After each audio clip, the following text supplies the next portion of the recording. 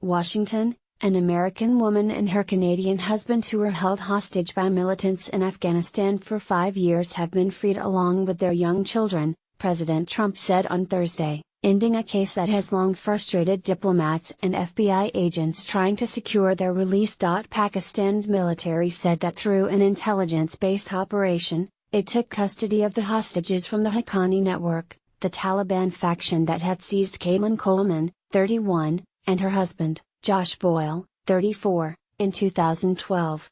The Pakistani military pledged to repatriate them, and American intelligence agencies were tracking the hostages as they crossed into the rugged tribal areas of northwest Pakistan. The Trump administration and the Pakistani government worked together to free them, Mr. Trump said.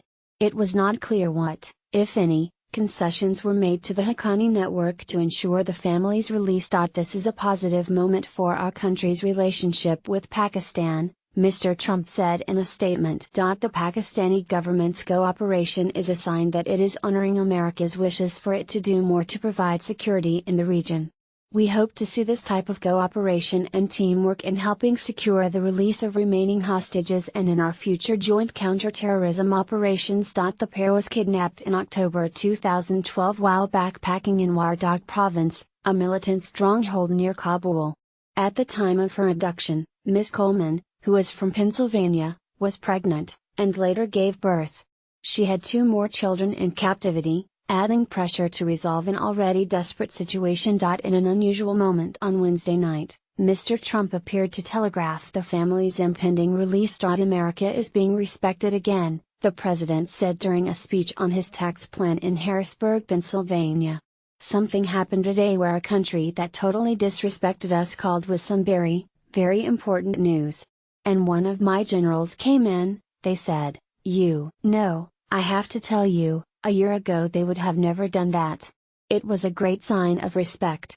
You'll probably be hearing about it over the next few days. Mr. Trump did not mention Ms. Coleman, Mr. Boyle or Pakistan, but the revelation was notable for a president who had often complained that President Barack Obama shared what Mr. Trump viewed as important secrets, such as battle plans against the Islamic State. Pakistan's relationship with the United States has been rocky.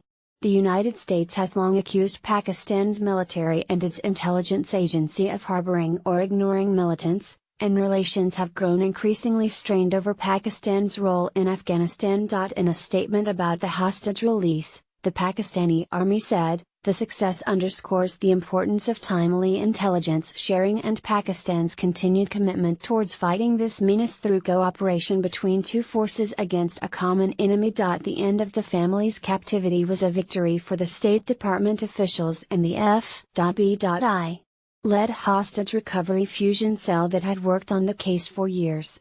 The group is created under the Obama administration to improve the government's efforts to free hostages and to ensure their families receive timely information about them. Previously, the Haqqani network had demanded the release of Anas Haqqani, one of its commanders, in exchange for the family's freedom. The Afghan government captured Mr. Haqqani in 2014, and he was sentenced to death. The militant group had threatened to kill the family if he was executed. In December 2016, the militants released a video of the family, including footage depicting their children. Ms. Coleman described her time as a hostage as Kafkaesque and said she had been defiled. Indeed, they threatened to retaliate against our family, she said. Their group will do us harm and punish us. So we ask that you are merciful to their people and, God willing, they will release us. An earlier video made public in August 2016 showed the couple. During it, Ms. Coleman urged the American government to help stop this depravity. She also said her captors will execute us. Earlier attempts to bring the family home fell short. In January 2016, Colin Rutherford, a Canadian, was freed after Qatar arranged a prisoner swap with the Afghan government. Officials had hoped Mr. Rutherford would be the first in a series of releases, including Ms. Coleman and her family. But that never materialized, for reasons that remain unclear.